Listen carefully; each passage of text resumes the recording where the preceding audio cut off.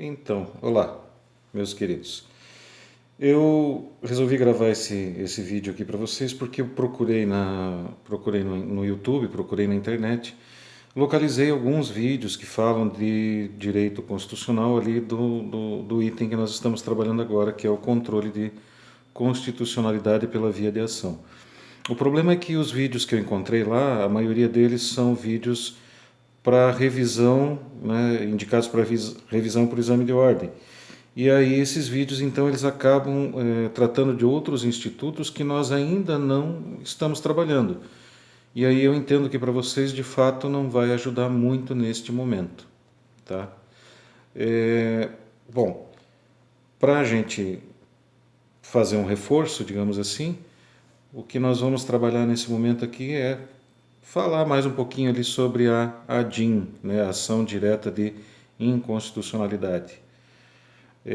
A ADIM, então, ela é a primeira das ações que nós vamos trabalhar quando se refere ali ao controle concentrado, que é aquele controle efetuado pelo STF, né, pela via de ação. Então, a ADIM, Ação Direta de Inconstitucionalidade, é a primeira delas que a gente trabalha no nosso conteúdo.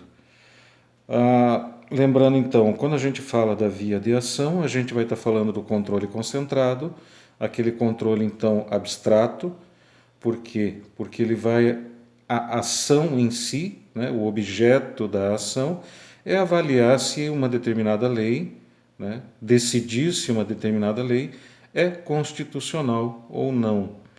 Então essa busca, ela é o objeto da ação e vai determinar então dois resultados, né? A gente chama ali de um resultado positivo, que sim, a ação é inconstitucional, e neste caso então a gente vai ter os efeitos desta declaração de inconstitucionalidade, que são aqueles efeitos que nós vimos lá, erga omnes, né?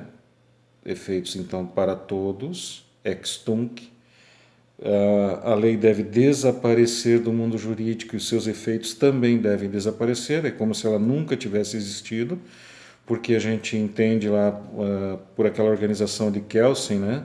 Não pode haver lei inconstitucional vigente no ordenamento jurídico, né? Todas as leis elas devem estar de acordo com a Constituição.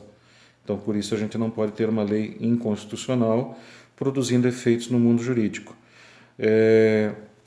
Lá nós vimos então que ela será vinculante, né? Essa vinculação vincula tanto o legislativo quanto o executivo para que seja impedido de criar uma nova lei inconstitucional tratando da mesma matéria, ou seja, uma vez decidido pela via de ação que uma determinada lei é inconstitucional por inconstitucionalidade material, essa matéria não pode ser mais objeto de uma nova lei.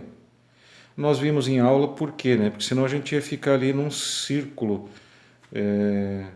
em que o STF declararia a inconstitucionalidade, e logo depois o Legislativo poderia criar novamente a mesma lei e geraria efeitos no mundo jurídico até que fosse declarado inconstitucional e assim por diante. Então o efeito vinculante ele vem para acabar com essa possibilidade.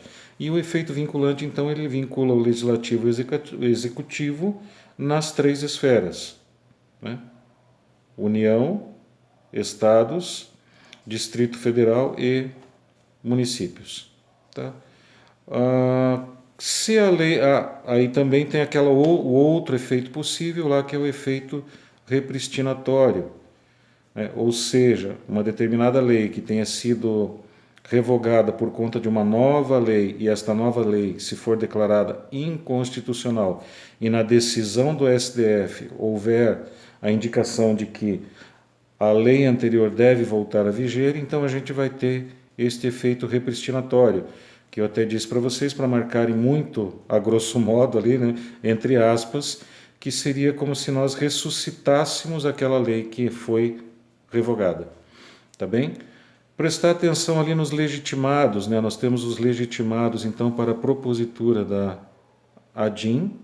Esses legitimados se dividem ali em universais e especiais. Tá? Isso falo para vocês assim, infelizmente é um rol taxativo, é decoreba mesmo. precisa estudar ali e gravar quem são estes legitimados. Lembrar também, então, que existe a questão do paradigma, né?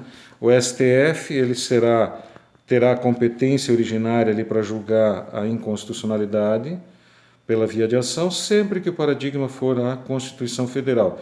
Então, lembrar, eu posso ter lei federal contrária à Constituição Federal e posso ter lei estadual que também ataque a Constituição Federal. Nesses dois casos, a competência será então do STF.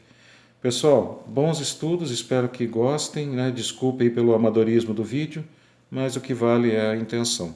Bons estudos, até a próxima.